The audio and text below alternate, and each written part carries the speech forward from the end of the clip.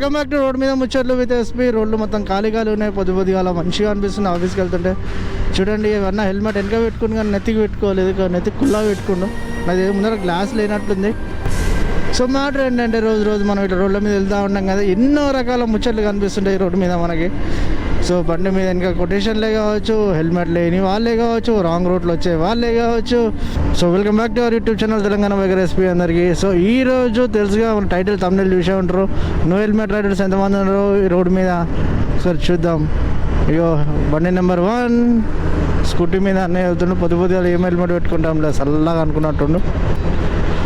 So helmet చాలా important అండి మనిషి తలకాయకి. కింద వాడి దెబ్బ తాకితే కొబ్బరికాయ వలిగినట్టు వలుగుతుంది. కొబ్బరికాయ అన్న కనీసం ఎండబెట్టుకొని దాన్ని పచ్చడి వేసుకొని అన్న తినొచ్చు, లేకపోతే ఇంకా దేనికన్నా యూజ్ చేయొచ్చు. కానీ మన తలకాయ ఒక్కసారి వలిగింది అనుకో దేనికి యూజ్ చేయలేం. బాడీ పార్ట్లు కూడా అన్నీ చచ్చి పడిపోతాయి. ఈ అంకుల్ హెల్మెట్ పెట్టుకున్నాడు, చాలా మంచోడు అన్నయ్య. సారీ అంకుల్ కాదు, నేనేదో చెప్పంగానే మీరు అందరూ వింటారు హెల్మెట్ పెట్టుకుంటారు అని రూల్ ఏం లేదు. కానీ ఖర్చు కట్టుకున్నారు కానీ హెల్మెట్ అయితే పెట్టుకోవట్లేదు. బండి నెంబర్ 2 ఈ బైక్ మీద హెల్మెట్ లేదు. బండి నెంబర్ 3 బండి స్కూటీ నెంబర్ 4 నో హెల్మెట్. ఎందుకు మీరంతా ఎందుకు హెల్మెట్ పెట్టుకోరు? అది చిన్నది కొనుక్కోవచ్చు కదా, చిన్నది మొత్తం 1000 రూపీస్లో వేగాలు ఒకటి వచ్చేస్తుంది. ఒకడు బండి మీద స్కూటీ మీద, ఒకడు బండి నెంబర్ 4. ఓకే వీళ్ళు కూడా బండి మీద అయితే స్పీడ్గా వెళ్ళిపోతున్నారు, వాళ్ళకు కూడా హెల్మెట్ లేదు. బండి నెంబర్ 6 ఎక్సెల్ అన్న. బండి నెంబర్ 7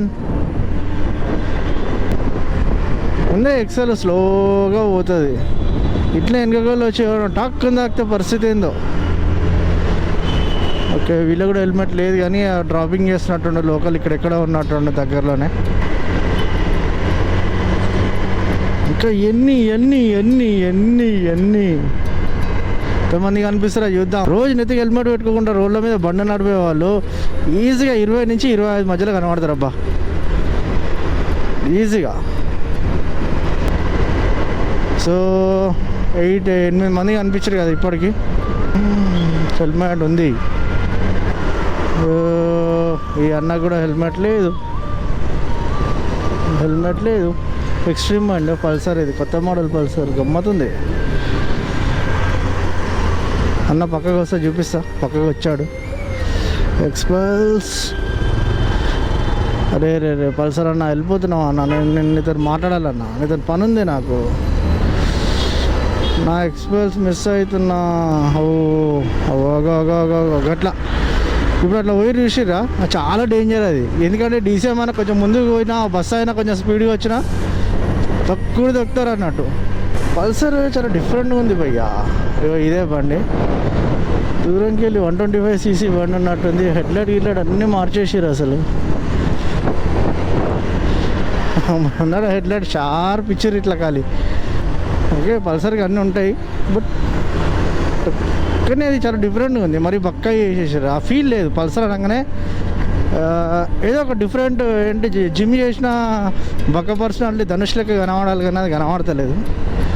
రఘువరన్ బీటెక్లా చూపిస్తారు ఇష్టరా 6 ప్యాక్ అదంతా, అది ఒక ఫీల్ ఉంటుంది. బక్క ఉన్నా అని బక్కడు గట్టిరా అన్నట్టు పల్సర్ కూడా గట్లే ఉంటాయి. కాకపోతే ఆ ఫీల్ ఎందుకో ఈ బండ్లో లేదు. చూడండి అన్న హెల్మెట్ వెనక పెట్టుకుని కానీ నెత్తికి పెట్టుకోలేదు, నెత్తికి కుల్లా పెట్టుకుండు. అది ముందర గ్లాస్ లేనట్టుంది, అందుకే వెనక పడేసినట్టున్నాడు. బట్ నెంబర్ 9 అంతవరకు ఒక అవేర్నెస్ వీడియో అనుకోండి ఇది మీరు.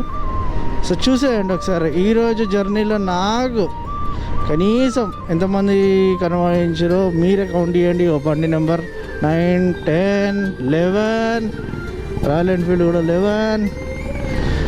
సో ఇట్లుంటుంది అనమాట.